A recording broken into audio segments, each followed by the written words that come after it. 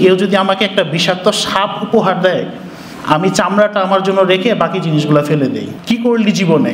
তো এই ধরনের লোক থেকে আসলে একটু আউট অফ সাইডে থাকাটা বেটার, কারণ এরা আসলে আপনাকে বিষাক্ত সাপের মতো স্ট্রাগল দেবে।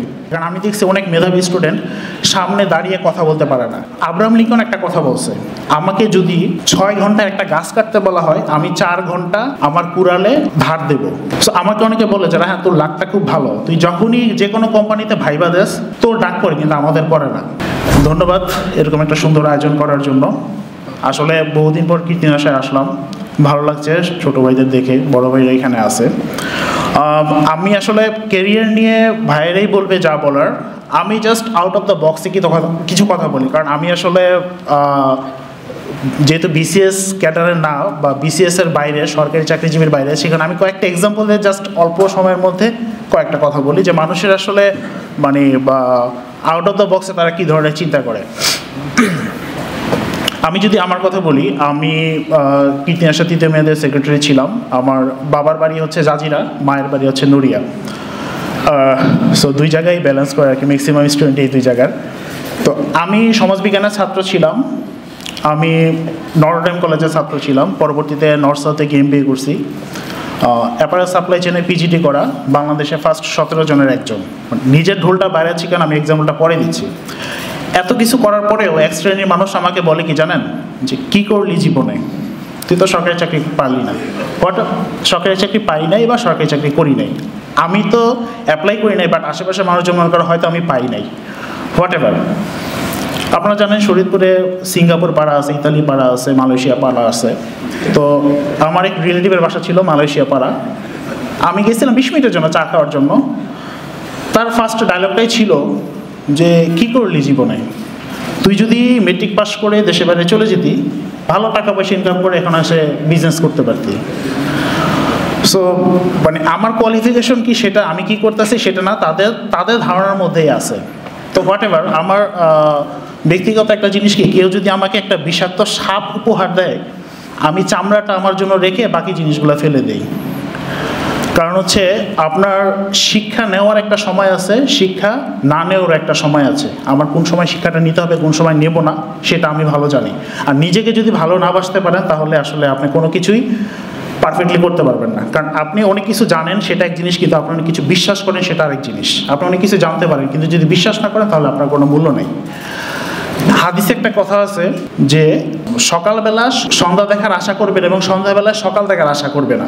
যেটা চীনা একটা প্রবাদ আছে, সেতুতে পৌঁছানোর আগে অবধি তুমি সেতু পার হওয়ার চিন্তা করবে না। তার মানে হচ্ছে সময়ের কাজ সময়ের আগে চিন্তা করো, কিন্তু অনেক আগে নয়। আমি ব্যক্তিগতভাবে বলবো, যে যারা 3rd ইয়ার পর্যন্ত আছেন তারা একটু ক্যারিয়ার নিয়ে চিন্তা কম করেন। আমার ব্যক্তিগত মতামত, অনেকে ফার্স্ট ইয়ার থেকে বিসিএস দেয় বা যে কোনো এটা দেয়। 3rd ইয়ার কথা বলতেছি এই কারণে, 3rd ইয়ারে আপনার একাডেমিক পড়াশোনাটা ভালো করেন।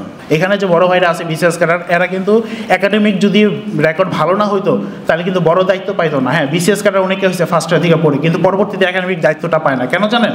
তাদের তো একাডেমিক ব্যাকগ্রাউন্ড ভালো না, তারা শুধু বিসিএসের জন্য পড়ছে। কেউ যদি একাডেমিক রেজাল্ট দেখে জেগে যে না এখানে তার সিজিপিএ কম, সে হয়তো বড় দায়িত্ব পাবে না, বড় প্রমোশন পাবে না। সো এই জিনিসটা মাথায় রাখতে হবে। আরেকটা কথা হচ্ছে, এই আমি যে কথাটা বললাম যে কি করলি জীবনে, তো এই ধরনের লোক থেকে আসলে একটু আউট অফ সাইডে থাকাটা বেটার, কারণ এরা আসলে আপনাকে বিষাক্ত সাপের মতো স্ট্রাগল দেবে। আরেকটা জিনিস হচ্ছে, আমি শেষ মধ্যে যেটা বলতে চাই, মৃত কুকুরকে কেউ লাথি মারে না, ঠিক আছে? আপনি যদি নিজের প্রতিভা না দেখাতে পারেন বা নিজের মতো করে নিজেকে সাজাতে না পারেন, তাহলে দিন শেষে দেখা যাবে যে আপনি আসলে মূল্যহীন। এখন আপনি বলতে পারেন যে 3 বছর তাহলে আমি কী করবো, শুধু একাডেমিক পড়াই পড়বো? না, আপনি এর পাশাপাশি ইংলিশ স্পিকিংটা ডেভেলপ করতে পারেন। আপনি পাওয়ার পয়েন্ট প্রেজেন্টেশন কীভাবে মানুষের সামনে কথা বলতে, কারণ আমি দেখছি অনেক মেধাবী স্টুডেন্ট সামনে দাঁড়িয়ে কথা বলতে পারে না। এটা একটা লজ্জার কিছু না, কিন্তু যদি এটা যদি চর্চা করায় তাহলে ভবিষ্যতে চাকরির জন্য তাদের বিভিন্ন রকমের হেল্প হবে। আমি জাস্ট লাস্ট একটা এক্সাম্পল দিয়ে আমি শেষ করব। সেটা হচ্ছে আব্রাহাম লিঙ্কন একটা কথা বলছে, আমাকে যদি 6 ঘন্টা একটা গাছ কাটতে বলা হয়, আমি 4 ঘন্টা আমার কুড়ালে ধার দেব। সো আমাকে অনেকে বলে যে হ্যাঁ তোর লাকটা খুব ভালো, তুই যখনই যে কোনো কোম্পানিতে ভাইবা দেস তোর ডাক পড়ে, কিন্তু আমাদের পড়ে না। তো ব্যাপারটা হচ্ছে আমি বছরে একটা ভাইবা দিই, কারণ আমাদের জানেন বেসরকারি চাকরি যেখানে আমি ভালো অফার পাবো চলে যাব, বাট আমি একটা ভাইবা দিই কখন, বছরে একটাই দিই, বাকি 11 মাস আমি কী করি নিজেকে প্রিপেয়ার করি।